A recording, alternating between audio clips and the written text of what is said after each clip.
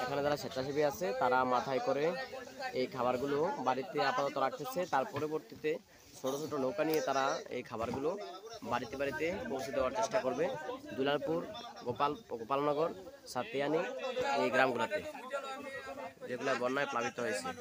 স্বেচ্ছাসেবীরা মাথায় করে নিয়ে খাবারগুলো পৌঁছে দিচ্ছেন।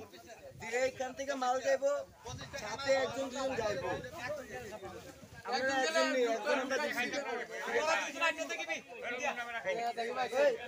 ভাই কিন্তু চিনি না ভাই। ভাই কেউ যাই না ভাই, আমরা আলাদা। হ্যাঁ তোমরা যাও না।